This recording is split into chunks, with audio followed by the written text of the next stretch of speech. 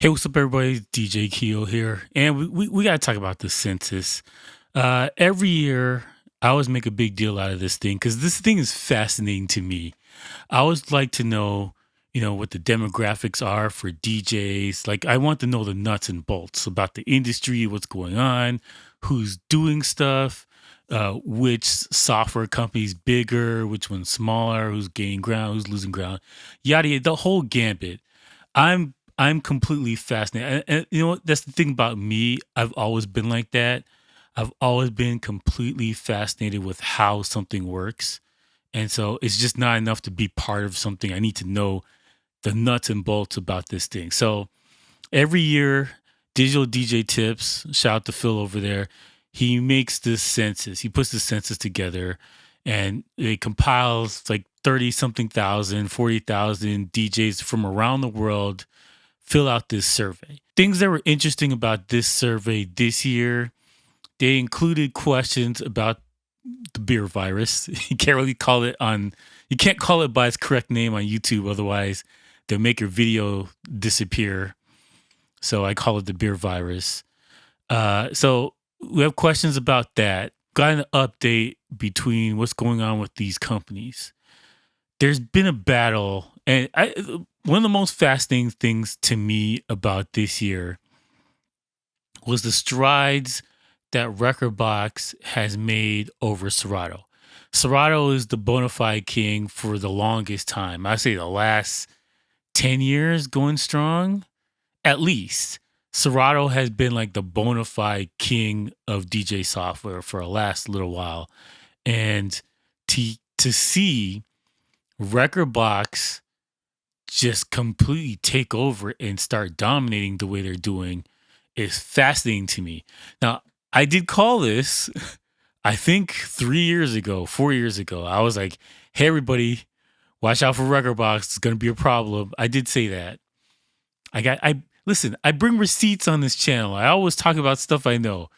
And it's a little biased there, a little arrogant too. Uh, the fact remains, I said, everybody pay attention to Rekordbox. Rekordbox is going to be a problem. And this is the year that Rekordbox shot up to 30%. So now, based on this survey, and granted, this is not the official numbers that Rekordbox and Serato and all these other companies have been giving out to the people. This is just a survey of DJs from around the world. I think it's a fairly quality sample size. 30,000, 40,000 people roughly. That's a good number to kind of tell where everything is at, because these are people who are paying attention. They're involved in the DJ community, and these people are paying customers. A lot of times you do surveys and they're just like, whatever. These are people who actually give a crap about, gotta keep it clean. They actually care about the community, and I think that this number is quality as far as servers go. When you do an election, sometimes the surveys are like 600 people, 1,000 people. So having 30 something thousand people is substantial when you're trying to get accurate numbers for what the hell's going on here. I think it's interesting that Rekordbox has shot up so quickly and so high to take over. They're number two. They've been number two for a while, but they are inches away from just completely blowing Serato out the water. And that, to me, I think was the most fascinating thing about it. They jumped up 20%, 30% from last year. Like, that's huge. That's absolutely huge. And you got to think about it. Like, what has Rekordbox done in particular to make such a huge leap?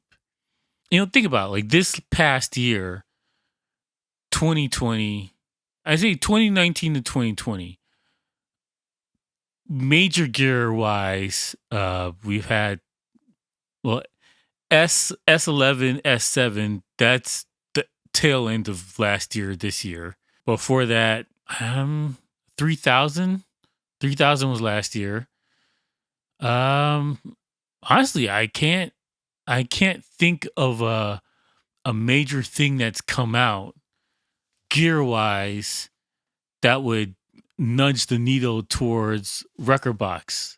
Honestly, I can't think of a particular piece of gear or tech or something that came out that people were like, "Oh, okay, well, we got to switch over to Rekordbox now." I cannot think about it. When you break down the numbers, according to their poll, Rekordbox is at 30%, 30.85%. Serato is at 33.20%. 3 percentage points off. And I'm going to call it right now. By this time next year, Rekordbox is going to be number 1 and Serato is going to be number 2, which is incredible when you think about it.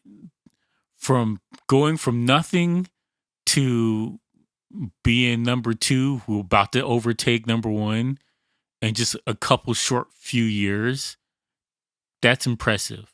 Now, and I told everybody a couple years ago when the Rekordbox launched, I was like, these guys are going to leverage their gear, and because they're so dominant in the gear market, it's going to be beneficial for you to give Rekordbox a try. Now, outside of what was it, the RX DDJ 6 or whatever, the Flex 6. Outside of that controller, I don't think Pioneer has been nerfing. Like outside of that controller, I don't think Pioneer has been nerfing gear against Serato, because Serato is still king. You have to make quality gear that supports Serato, otherwise people are just not going to buy your gear. So I don't think that was the factor here, but somehow they just slowly inched up. The major switch for Rekordbox 6, at least in this last year or so, is that they're doing the rental service. You don't own Rekordbox 6 anymore unless you have certain gear that unlocks it. And you cannot buy it and all out anymore. Those days are over. You can only rent Rekordbox 6. You can't buy it. I mean, maybe that's a factor. I honestly, I don't know what the factor is. Like if you know and you have a good explanation, leave a comment below. I love to hear this. Me personally, I don't think there was anything special that happened. I think the momentum was just going Rekordbox's way for the last couple of years. It is a quality DJ software. It is really good. And it doesn't hurt that almost all of the gear is made by Pioneer. Outside of the Rain 1, pretty much all the gear is made by Pioneer at this point. Give for a couple things. And I'm being facetious, all right, obviously. But I mean, it doesn't hurt that all the quality gear that people want is made by Pioneer. But I am thoroughly fascinated by this. The other thing that was interesting was the stuff that they said about the beer virus, which we can't talk about. Actually, 2 things. Before I get into that, Pioneer, so they had a question on the survey. So what was the main brand of hardware that you own? Pioneer had 60% of the market, which is just bonkers when you think about that. And I don't think anybody's on that level just remotely. You have to add up everything all together, and that's still not enough. The other thing that's interesting, when they asked, do you have own hardware from other brands? Pioneer was number 1 there, 49%. And there was a really good question. What brand do you most want to upgrade to? And Pioneer was at 61%. And then the last question I thought it blew my mind, because I honestly thought it would be Denon, because Denon was higher up the last couple of years. If money were no object, which one of these top-end club systems would you prefer to have? Pioneer CDJ 3000s, top spot. That is a wow. That is an absolute wow. I disagree with that wholeheartedly, but all right then. Other notable things, when we get to the beer virus stuff, let me scroll up to it. I'm looking at the PDF, so I gotta get around this thing here. Production wise, Ableton and Fruity Loops, that's obvious. That goes without saying.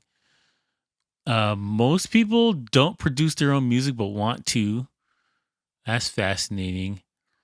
Um, Another thing that's interesting is that when it asks, what would you describe your skill level at? Majority of people are confident but still learning. That's where I would put myself in. I don't think I'm an expert. I've always said this on my channel, and I think a lot of people are, oh, this guy's making videos. He must be the best DJ. Like, no, I'm just an okay DJ. I'm just all right. I got a lot of opinions, but I'm just okay. I'm pretty good, but okay.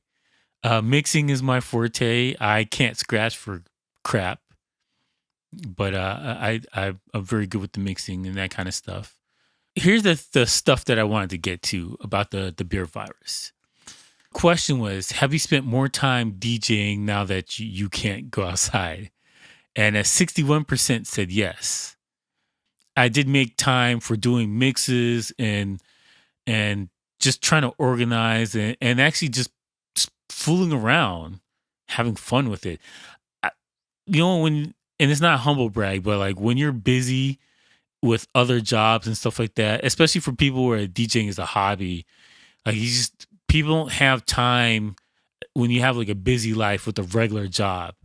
People just don't have time for it, and now people had time. So other stuff that I found fascinating is that has the beer virus negatively impacted your DJing life? And 63% of you guys said yes. I'm in the yes category. I'm in the hell yes category. I keep saying fascinatingly, but like some of these questions are just really interesting. So you had the question about, what type of DJ were you before the beer virus? And I think most people are hobbyists, bedroom DJs. Mobile wedding DJs was at 15%. Club is 13%, which is about right. There's only so many clubs, so there's just not a lot of things to do unless you're doing your own parties and that kind of stuff. Bars and lounges. There's more bars and lounges than there are clubs, but a lot of times bars will just have like their own like XM satellite radio or some kind of bar thing they pay for to just have music played in the background. Which, see, the thing is though, you make more money with a DJ than just having music in the background, but background's cheaper. So if you're a cheap bar and you just want to get over the hump and pay your bills, they'll just do the thing with the bar. They'll just play music in the background, just random music. Like it's not a big deal to them. But like technically, there is a premium for having a person there pressing buttons. Let's be real here. And for any people like they want to know, like the numbers are better having a permanent DJ there. It's just better. People respect it more. It's more tailored fit to the audience you want. It's just a lot of pluses to it. Now, if the DJ stinks, then that's gonna hurt you in the end. But just in general, having a person there, like a face behind the music, it means something to the people that are going there.